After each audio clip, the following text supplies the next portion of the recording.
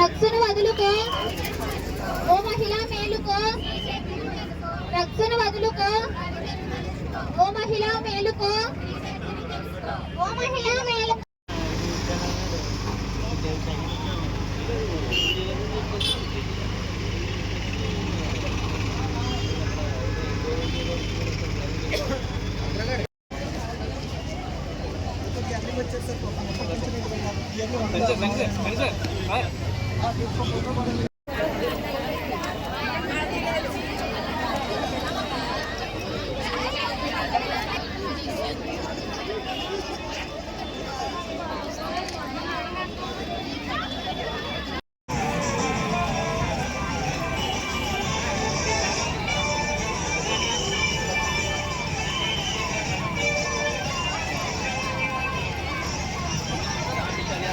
పొందినటువంటి పోలీసు జాగిరాలను కూడా వాహన తనిఖీల సమయంలో ఉపయోగించడం జరుగుతున్నది.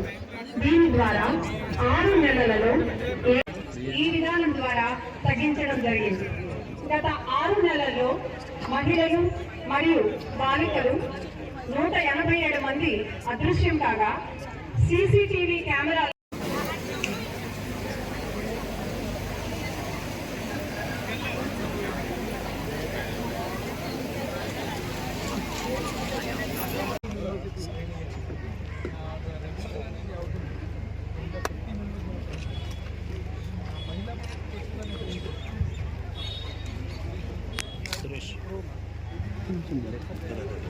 ఆడపిల్ల బయటకు వెళ్ళి నేను ఆడపిల్ల లేటుగా వస్తుందంటే ఎందుకు వచ్చావు లేటుగా అడుగుతావు.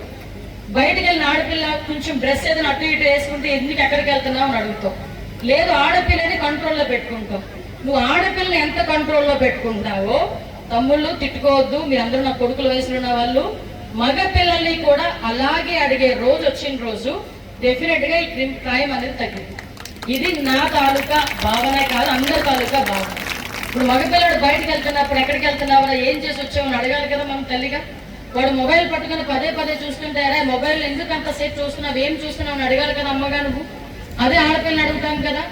ఇదే పరిస్థితులు మగపిల్లల్ని ఆడపిల్లల్ని కూడా ఒకే రకంగా కొంత వయసు వచ్చినంత వరకు కూడా మన కంట్రోల్లో పెట్టుకుని మనం పనిచేస్తే కనుక ఎటువంటి ప్రాబ్లము రాదు. ఇంకొకటి కూడా చెప్తున్నా, ప్రతి అమ్మ కూడా వాళ్ళ ఇంట్లో ఒక పోలీసే. ఎందుకు ఈ మాట చెప్తున్నారంటే అక్కడి నుంచే స్టార్ట్ అవుతుంది. కొడుకు ఏం చేస్తున్నాడు, కూతురు ఏం చేస్తుంది, అవన్నీ కూడా ఫస్ట్ పోలీసింగ్ అమ్మే ఇంట్లో. బయటకు వచ్చి మా పోలీసు చేసింది సపరేట్. ఫస్ట్ పోలీసింగ్ ఇంట్లో అమ్మ చేయాలి. మీకు ఇంకో విషయం కూడా, ఒక ప్రభుత్వ ప్రతిపాదన కూడా ఉంది. గాంజా కేసులో ఎవరైనా పట్టుబడితే ఆ కుటుంబం తాలూకా వెల్ఫేర్ స్కీమ్స్, అభివృద్ధి పథకాలు కూడా ఆపేయడానికి కూడా ఈరోజు గవర్నమెంట్ సిద్ధంగా ఉంది. కాబట్టి ఒక పిల్లోడు గాంజా తీసుకునే పరిస్థితి అయితే ఆ కుటుంబం మొత్తం ఇంపాక్ట్ పడుతుంది. కాబట్టి ప్రతి కుటుంబంలోని కూడా అమ్మే చూసుకునే బాధ్యత కూడా తీసుకోవాలి. దయచేసి ఈ విషయంలో మీరందరూ కూడా ఇనిషియేషన్ తీసుకుంటారని, ఏదైతే మన సమాజం స్థాపన గురించి, మంచి సొసైటీ గురించి, మన బిడ్డలకి మంచి భవిష్యత్తు ఇవ్వడానికి ఇక్కడ కూర్చున్న ఏ పోలీస్ ఆఫీసర్ సొంత పనికి రాలేదమ్మా ఇక్కడ కూర్చోడానికి. మీ పిల్లల భవిష్యత్తు గురించి, మీ భవిష్యత్తు గురించి ఇక్కడికి వచ్చి కూర్చొని ఇంతసేపు కూర్చొని మనం వెయిట్ చేస్తున్నాం. దయచేసి ఈ విషయంలో మీరందరూ కూడా గ్రహించుకొని రాబోయే కాలంలో ఈ డ్రగ్స్ ని, గంజాయిని అరికట్టడంలోని, అదేవిధంగా మహిళా భద్రత విషయంలోని కూడా మనందరం ముందుండాలి మనస్ఫూర్తిగా కోరుకుంటూ డ్రోన్ కల్చర్ తీసుకొచ్చాం. రాష్ట్రంలో 1,00,000 సీసీ కెమెరాలు పెట్టడానికి కూడా ఈరోజు మాకు ప్రతిపాదన ఉంది. చాలా మటు దగ్గర 40,000కి పైగా ఈరోజు సీసీ కెమెరాలు కూడా ఇన్స్టాల్ చేసుకున్నాం. ప్రతి ఒక్క డ్రోన్ కూడా 4 కిలోమీటర్ పరిధిలో ఎక్కడ ఏమి జరిగినా కూడా మాకు ఇన్ఫర్మేషన్ ఇచ్చేటట్టుగా కూడా ఒక్కొక్క డ్రోన్ కూడా పనిచేస్తుంది. దగ్గర ఈ రోజు ఇందాకే మన డిఐసి గారు కూడా చెప్పారు, 90 ఎకరాలకి 96 ఎకరాలకి పడిపోయింది ఈ రోజు ఆ కల్టివేషన్ కూడా. ఇదంతా కూడా చుట్టుపక్కల రాష్ట్రాల నుంచి మన వైపు వస్తూ ఉంటే, అది కూడా చెన్నై వైపు కానీ అటువైపు కర్ణాటక కూడా వెళ్లకుండా మన నక్కపల్లి, తుని దాటిన తర్వాతనే మనం మ్యాక్సిమం ఇక్కడే కంట్రోల్ చేసే పరిస్థితి కనిపిస్తా ఉంది. అంటే దీని మీద మీ అందరికీ కూడా అవగాహన రావాలి. దొంగవాడికి ఎటువంటి ఎక్కడి నుంచైనా తెచ్చుకుంటాడు, గాంజాయికి అలవాటు పడినవాడు ఎక్కడి నుంచైనా తెచ్చుకుంటాడు. ఇలాంటి క్రమంలో చాలా మంది చిన్న పిల్లలు, కాలేజ్ చదువుకునే పిల్లలు టార్గెట్ అయిపోతున్నారు. ఎందుకంటే వాళ్ళకి చిన్న ఎమోషన్స్ ని కంట్రోల్ చేసుకునే కెపాసిటీ ఉండదు.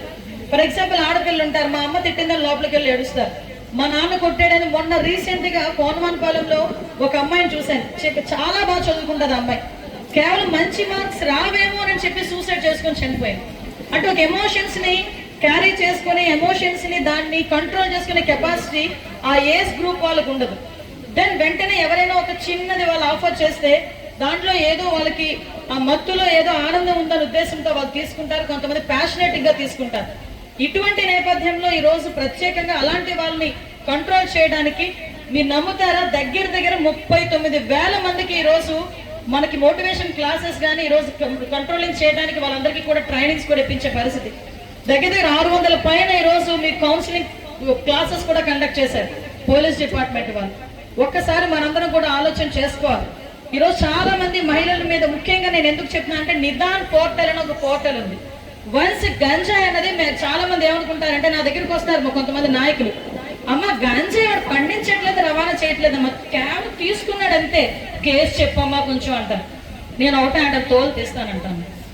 ఎందుకో తెలుసా, గాంజాయిలో తాగిన వాళ్ళు తీసుకున్న దానికి ప్రేరేపించిన పండించిన సరఫరా చేసిన లావాదేవీలు చేసిన ఏం చేసినా గాంజాయి విషయంలో తప్పే.